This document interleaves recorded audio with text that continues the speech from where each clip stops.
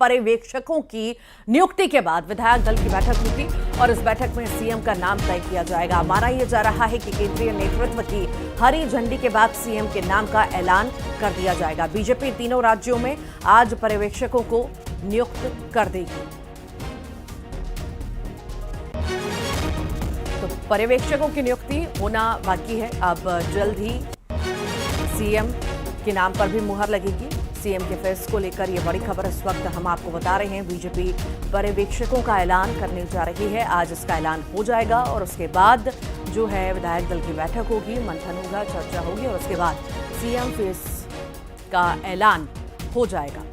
पर्यवेक्षकों की नियुक्ति आज होने जा रही है। हालांकि किस समय होगी इस बारे में भी जानकारी लेंगे सहयोगी से, पर आपको ये बता दें कि पर्यवेक्षकों की नियुक्ति के बाद कहीं ना कहीं ये साफ हो जाएगा, बहुत जल्द सीएम का नाम सामने आ सकता है। तो आज पर्यवेक्षकों की नियुक्ति होगी। इंतजार चल रहा है तीनों राज्यों में मुख्यमंत्री के नाम को लेकर, मुख्यमंत्री के फेस को लेकर, और चर्चाएं अलग अलग तरह की हो रही हैं क्योंकि नाम कई सारे हैं, मैदान में कई सारे हैं, अपेक्षाएं कई सारे लगाए बैठे हैं। हालांकि देखने वाली बात होगी हाईकमान, आला कमान किसके नाम पर मुहर लगाता है। पर उससे पहले पर्यवेक्षकों की नियुक्ति होने जा रही है। मध्य प्रदेश में पर्यवेक्षकों की नियुक्ति होगी, वो विधायक दल की बैठक भी लेंगे, साथ ही साथ चर्चा होगी, मंथन होगी और उसके बाद नाम पर मुहर लगेगी। तो आखिर कौन होगा मुख्यमंत्री, इस पर सस्पेंस लगातार बना हुआ है और इसी को लेकर के अब पर्यवेक्षकों की नियुक्ति आज होने जा रही है और सीएम के नाम का ऐलान जल्द हो सकता है। कल कैलाश विजयवर्गीय का बयान भी सामने आया। उन्होंने साफ तौर से कहा कि रविवार तक इंतजार करना होगा, रविवार तक नाम जो है सामने होगा, आप सभी के सामने होगा और ये भी कयास लगाए जा रहे हैं कि रविवार को शपथ ग्रहण मुख्यमंत्री का हो सकता है। तो उससे पहले जो है नामों पर चर्चा लगातार चल रही है और मुहर भी जल्द नाम पर लगेगी, चूंकि मंथनों का, बैठकों का दौर लगातार जारी है। दिग्गज जो है दिल्ली में जुट रहे हैं, मंथन हो रहा है, लॉबिंग चल रही है। हालांकि देखने वाली बात होगी कि कब तक सीएम का नाम सामने आता है।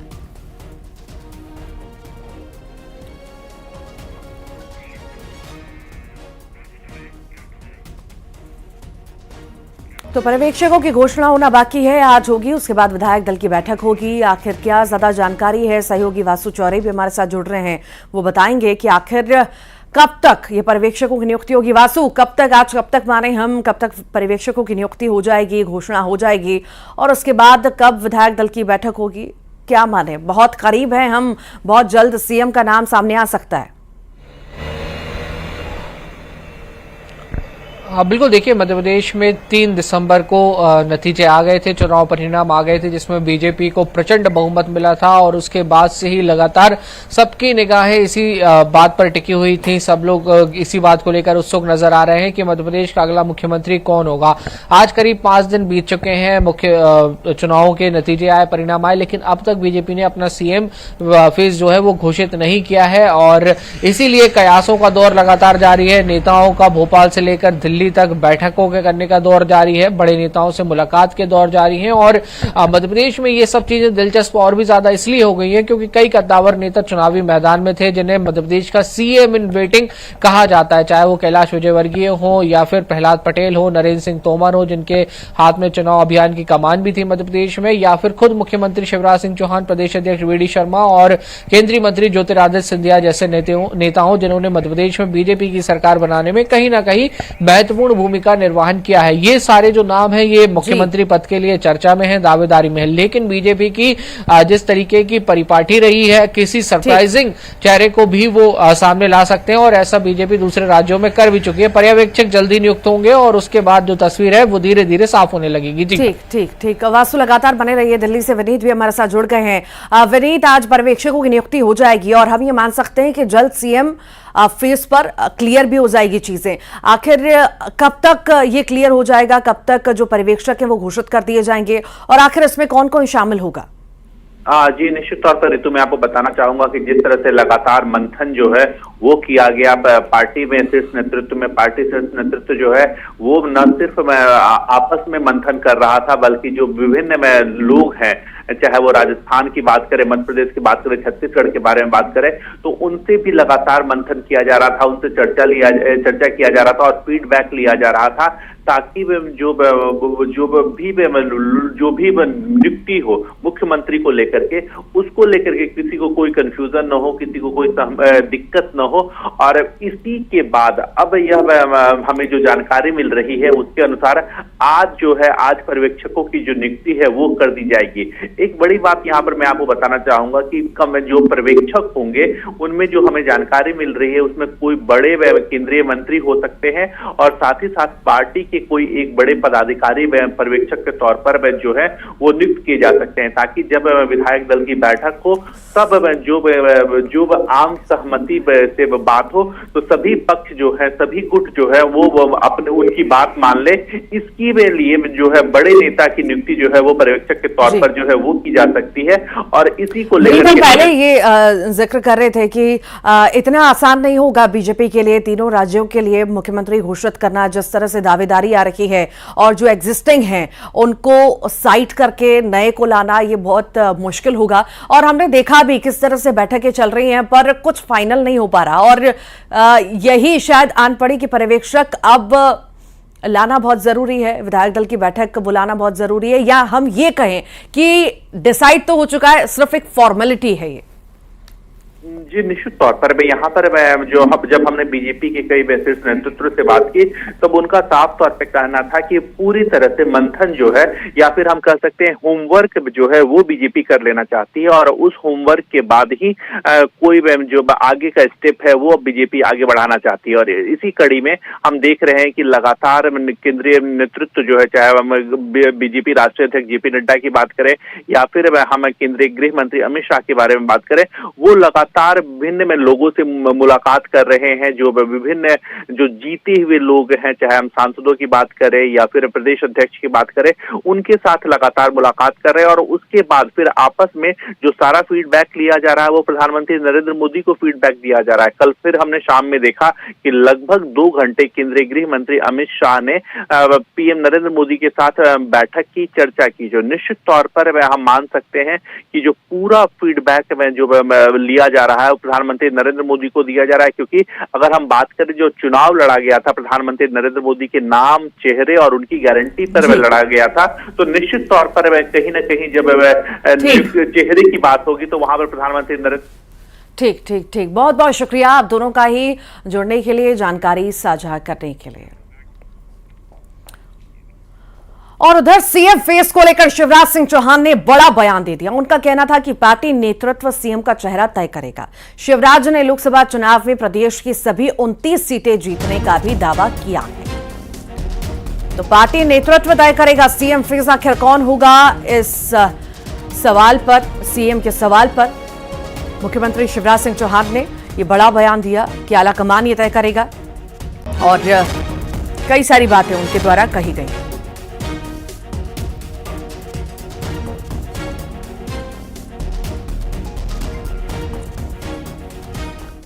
भारतीय जनता पार्टी तय करेगी कौन मुख्यमंत्री होगा, ये काम पार्टी का है, मेरा नहीं। अगर ईवीएम में गड़बड़ होती तो श्योपुर में वो क्यों जीतते। मिशन 29 पे हमने काम करना शुरू कर दिया है। लोकसभा में 29 की 29 सीटें भारतीय जनता पार्टी जीते और प्रधानमंत्री नरेंद्र मोदी जी के गले में 29 कमल के फूलों की माला मध्य प्रदेश की जनता डालेगी। इसलिए जहां पराजय हुई है वहां मैं पहले जा रहा हूं। सर क्या लगता है मध्य प्रदेश विधानसभा चुनाव में लाडली बहनों ने कमल खिलाया, लोकसभा में कितना कमल खिला पाएंगी? 29 की 29 सीट हम जीतेंगे। बीजेपी के महासचिव कैलाश विजयवर्गीय ने बड़ा बयान दिया। सीएम पद को लेकर कैलाश विजयवर्गीय ने साफ किया कि 10 दिसंबर को सीएम पद को लेकर सस्पेंस खत्म हो जाएगा। एक दर्जन नाम चल रहे हैं अभी, और नाम भी चलाने वाले आप लोग ही हैं। सस्पेंस जो बना हुआ है जिसको लेकर कर चर्चाएं आपने काल्पनिक है, लेकिन फिर भी ये सस्पेंस कब तक चलता रहे, क्या माना है? ये ठीक है, रविवार को खत्म हो जाएगा। ये मैं कह रहा हूँ ना, इसका जवाब तो आपको 10 तारीख और केंद्रीय मंत्रियों का इस्तीफा मंजूर कर लिया गया है। राष्ट्रपति ने मंजूर किया इस्तीफा। बता दें, नरेंद्र सिंह तोमर ने इस्तीफा दिया, जो कि मंजूर हो गया। प्रहलाद पटेल का भी इस्तीफा मंजूर कर लिया गया। रेणुका सिंह का भी इस्तीफा मंजूर हुआ। विधानसभा चुनाव में जीत के बाद इस्तीफा दिया गया। दूसरे मंत्रियों को सौंपा गया है प्रभार, जो इन्होंने छोड़ा है। अर्जुन मुंडा को कृषि मंत्री का प्रभार दिया गया है। शोभा करंदलाजे खाद्य प्रसंस्करण मंत्री होंगी। भारती पवार को आदिम जाति कल्याण मंत्रालय सौंपा गया है।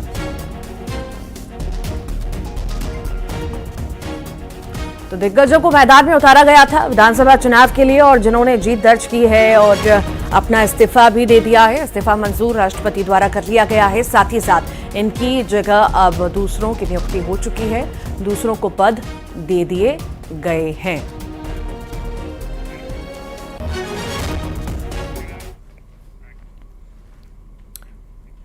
और आज राघोगढ़ के दौरे पर सीएम शिवराज हैं। हारी हुई सीटों पर दौरा करेंगे। बता दें, आज भी दौरा रहेगा। दिग्विजय सिंह के गढ़ जाएंगे सीएम। कार्यकर्ताओं में ऊर्जा भरने का काम करेंगे। दिग्विजय के बेटे जयवर्धन सिंह है राघोगढ़ से विधायक। 2024 की तैयारी में सीएम जुटे हुए हैं, और इसी बीच आज ये दौरा उनका बेहद खास माना जा रहा है। मिशन 2024 में मुख्यमंत्री शिवराज सिंह चौहान जुटे हुए हैं, जैसा कि वो बयान भी लगातार दे रहे हैं कि 29 की 29 सीटें इस बार हम जीतेंगे लोकसभा की। और इसी बीच दौरा बेहद खास उनका राघोगढ़ का। दिग्विजय के गढ़ में सेंध मारने की तैयारी है। 2024 की तैयारी है, जीत की तैयारी है। दिग्विजय के बेटे हैं राघोगढ़ से एमएलए, और यहीं पर जो है मुख्यमंत्री शिवराज सिंह चौहान पहुंच रहे हैं। दौरा करेंगे, सभा करेंगे। मिशन 2024 पर सीएम का पूरी तरह से फोकस है।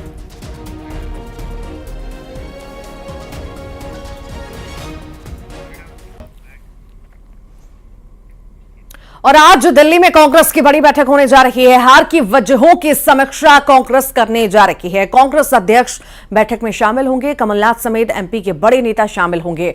हार की वजहों पर मंथन किया जाएगा। हार की वजहों की समीक्षा कांग्रेस करने जा रही है। बड़ी बैठक आज होगी दिल्ली में। कमलनाथ भी पहुंचेंगे इस बैठक में। हार की वजहों पर मंथन लगातार कांग्रेस में हो रहा है, और इसी बीच बैठक बुलाई गई है। कांग्रेस की बड़ी बैठक आज होने जा रही है दिल्ली में। और आखिर इतनी बड़ी जो हार मिली है, उसके पीछे क्या क्या वजह रही, कहां कहां कमी रह गई, सभी पहलुओं पर लगातार चर्चाएं चल रही हैं और समीक्षा हो रही है। इसी बीच आज बड़ी बैठक दिल्ली में बुलाई गई है। कमलनाथ भी पहुंचेंगे बैठक में शामिल होने के लिए।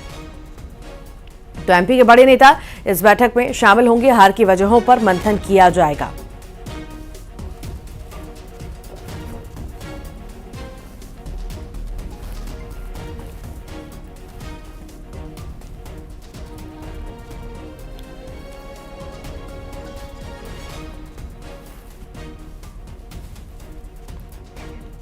कांग्रेस की आज महत्वपूर्ण बैठक होने जा रही है, और समीक्षा होगी। हार की वजहों की समीक्षा कांग्रेस करने जा रही है, जिसमें मध्य प्रदेश के दिग्गज शामिल होंगे।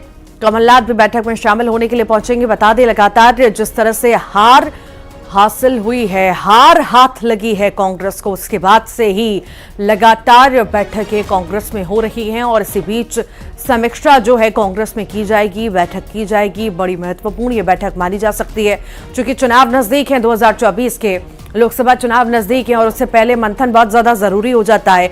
और रणनीति किस तरह की तैयार करनी है आगामी चुनावों को लेकर के, उस पर भी मंथन होगा। क्या क्या गलतियां हैं, कहां गलतियां ये वाली नहीं दोहरानी है, हर एक पहलू पर मंथन होगा। कांग्रेस विधायक फूल सिंह बरैया ने अपने वादे को पूरा कर लिया। भोपाल में दिग्विजय सिंह ने उनके चेहरे पर कालिख लगाई। दरअसल बरैया ने विधानसभा चुनाव में बीजेपी की हार का दावा किया था, पर ऐसा हुआ नहीं। मुंह काला करवाने के वादे को फिर बरैया ने पूरा कर दिया।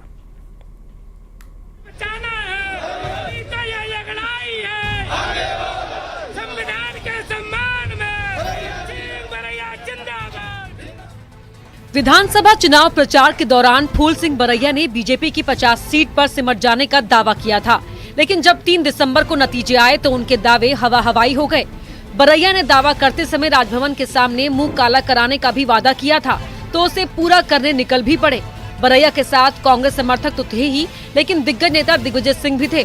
दिग्विजय सिंह ने बरैया के चेहरे पर सांकेतिक रूप से काला टीका लगाया। दोनों ही नेताओं ने हार का ठीकरा ईवीएम पर फोड़ा। देखिए, कांग्रेस के हाथों से सरकार छीनने वाली जो पार्टी भाजपा है वो इतनी कमजोर दिमाग की नहीं है। वो आपको कोई मौका दे कहने का, वो तो लूटेंगे और साहूकार कह रह जाएंगे। अब ये फैसला हमारी पार्टी में होगा तो हम लोग जैसा फैसला होगा वो काम करेंगे। हमारी लड़ाई भारतीय संविधान को बचाना है और लोकतंत्र को बचाना है, और ये लड़ाई हमारी निरंतर चलती रहेगी। बाबा साहब अम्बेडकर के सपनों को पूरा हमें करना है। कहते हैं इतिहास खुद को दोहराता है। बरैया का साथ देने वाले दिग्विजय सिंह ने साल 2003 में कांग्रेस की जीत का दावा किया था और हार जाने पर 10 साल चुनाव न लड़ने की बात कही थी। 2003 के चुनाव में कांग्रेस हार गई और दिग्विजय सिंह ने 10 साल चुनाव न लड़ने का अपना वादा पूरा भी किया। ये संयोग ही है। दोनों ही नेताओं के चुनावी दावे गलत निकले, लेकिन ये भी खास बात रही कि जो वादा किया उसे निभाया भी।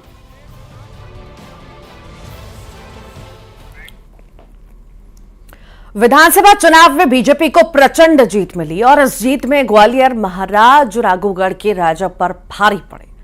ज्योतिरादित्य सिंधिया के 5 समर्थक जीते, जबकि दिग्विजय समर्थक केवल 3 उम्मीदवार भी जीत सके।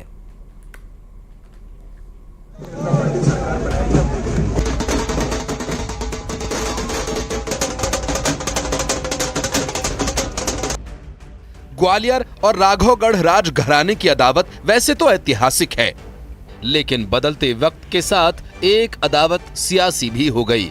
ग्वालियर राजघराने का प्रतिनिधित्व इन दिनों ज्योतिरादित्य सिंधिया कर रहे हैं, जबकि राघोगढ़ के राजा दिग्विजय सिंह हैं।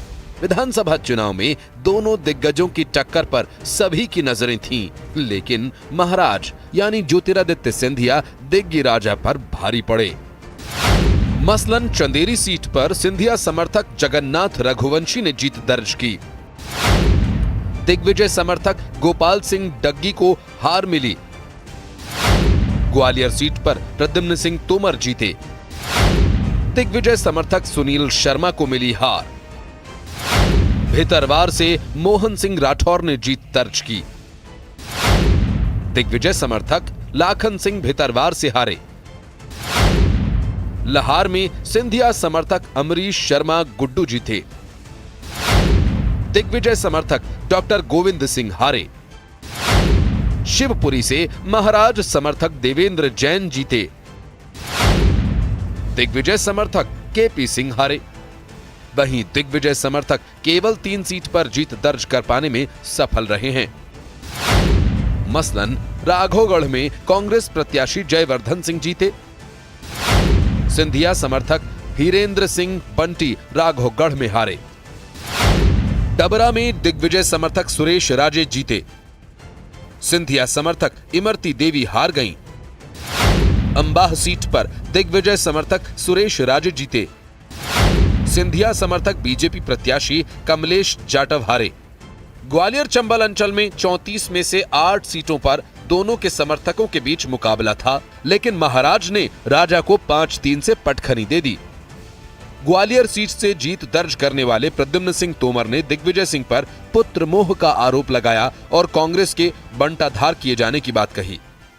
बंटाधार मुख्यमंत्री जिस मध्य प्रदेश को बीमारू राज्य का कलंक लगाया, जिस व्यक्ति के बारे में वो तो उनका बेटा अंतिम राउंड में 2 राउंड में जीत गया और उन्होंने अपने बेटे के खातिर अपने सारे संघ के सहपाठी निपटा दिए, सगा भाई निपटा दिया। समझ रहे हो? सारे सहपाठी। क्यों? एक सिर्फ जयवर्धन पुत्र मोह, उसके लिए पूरी पार्टी को ही निपटा दिया। तो जो व्यक्ति अपने भाई का नहीं हुआ यार, तो वो व्यक्ति कांग्रेस का हुआ। उधर कांग्रेस ने चुनाव में सिंधिया के भारी पड़ने की बात से इनकार कर दिया है। कांग्रेस का तर्क है कि जो सिंधिया समर्थक कांग्रेस छोड़ बीजेपी में शामिल हुए थे, उनमें से केवल 6 लोगों को जीत मिली है। भारतीय जनता पार्टी की बात करें तो जीतने के बाद उनके महाराजा को और ज्यादा महाराज बोलने लगे, श्रीमंत भी लगाने लगे, जबकि उनके कई समर्थक चुनाव हार चुके हैं। 22 लोगों को अपने साथ में लेकर गए थे। 22 में से भारतीय जनता पार्टी की प्रचंड जीत के बाद भी आज उनके पास केवल 6 विधायक बचे हैं, बाकी के उनके हार चुके हैं। अब कांग्रेस चाहे जो कहे, लेकिन इस बात से इनकार कौन कर सकता है कि बीजेपी की यह बड़ी जीत है। और जब जीत बड़ी है तो उन नेताओं की भी बड़ी जीत है जिनके समर्थकों ने जीत का परचम लहराया है। ऐसे में ग्वालियर चंबल अंचल में बीजेपी की बड़ी जीत का सेहरा तो सिंधिया के ही सिर सजेगा। Bureau report, news 18। और इसी के साथ ही फिलहाल के लिए इतना ही।